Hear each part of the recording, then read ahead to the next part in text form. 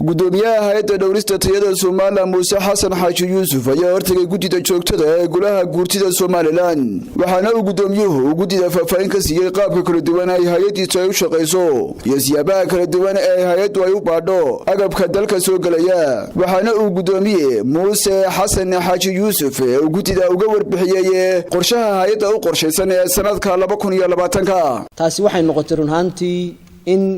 shirkadihii kale ama warshadihii kale ay ku dhiiradaan inay noo yimaadaan xogtana la wadaagaan alaabtoodu intaana iman macluumaadka dhan aanu ka qabanno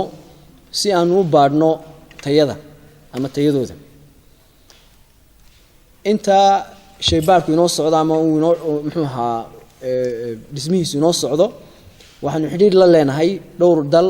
oo aanu alaabta ku soo baadhno oo si aanu tayada u soo hubino baadhistaas iyaduna waa mid joogta ah waa mid muxuu ahaa aan suuqana ka qaadno ama waxaan sameeynaa market surveillance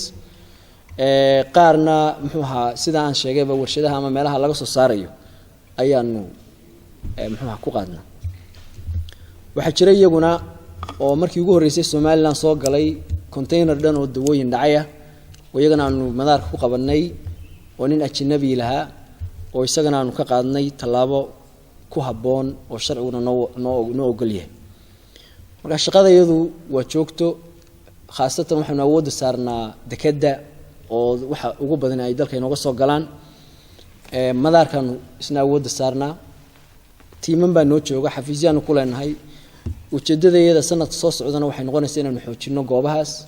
oo dekada oo kale waxaan u baahanahay shaqaalaha laban laab inta imika noo joogta si aanu shifska ay galaan customku aanu anaguna ula galno waxaanu la galnay heshiis ama ogolaansho wasaaradda ganacsiga wasaaradda maaliyadda inaan dawo iyo cunto dalka soo galaysa la cashuurin iyaga oo aan haysan ogolaanshihii ama wax la yiraahdo muxuu ahaa quality certificate ogolaanshihii hay'adda tayada waxaanu imika wada shaqayn ama heshiis aanu la wadnaa wasaaradda arrimaha gudaha waayo dawladda hoose ayaa iyaguna qayb fayadhowrka leehdo ku leh oo tayadii dabcan dhinac ka soo galaysa iyagana heshiiskaas waxaanu rabnaa inaanu degmo kasta la gallo dawlad hoose kasta la gallo si wax qabadkii hay'addu maadaama aanu anagu u xil saaranahay tayada guud ee dalka uu noqdo wax qorshaysan ee aanu noqon wax la daba cararayo uun shay dhacay waayo saan horeba idinku sheegay shaygu khasab maaha tayadiisu inuu xumaato dhicisto qura ama date-ka qura maaha waxaanu kala hadda wadnaa 2020 inaanu 40 heer tayeed aanu sameeyno si shay kasta oo dalka soo galaya loo helo cabirkii ay ganacsatadu ku cabiri lahaayeen intaanu dalka soo galin dal walba marka alaab la keenayo khaasatan alaabtan muxuu ahaa human consumption ama alaabtan bini'aadamku isticmaalaya dawada cuntada iyo cosmetics waxa la yiraahdaa dalka maxaa u yaala heer tayeed ama standard ee ay leedahay marka heer tayeedkaas waxaanu rajaynaynaa insha Allah sanadka soo socda inaanu daah furno oo wax badan dabeedna uu ka bedelo ganacsateedeenuna ay noqdaan qaar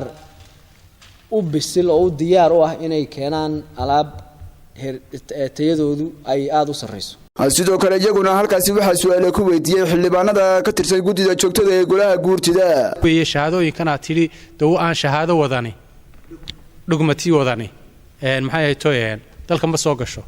shahaadada laftigeeda deelo wala soo sameyn karaa foojiri baa laga soo dhigi karaa sidee baa iyada laftigeeda awgaateen inay tii saxda ay tahay arun weeyaan shahaado cid walba soo sameeysan karta laakiin waxa jira certificate of origin wax la yiraahdo oo dal kasta ka soo baxa certificate-kaasi waxay leeyihiin serial number-ka cid kasta oo meel kasta joogta haddii ay serial number-ka eegto oo Google garayso way arkaysaa serial number-kaasi inuu ka soo baxay goobtaas loogu talagalayna goobta aanu ka soo bixin goobaha lagu sameeyo certificate of origin kana waxa ka ah meelaha la yiraahdo chamber of commerce marka dal waliba wuxuu leeyahay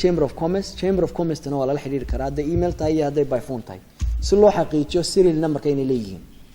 marka document verification ama hubinta muxuu ahaa shahaadooyinkana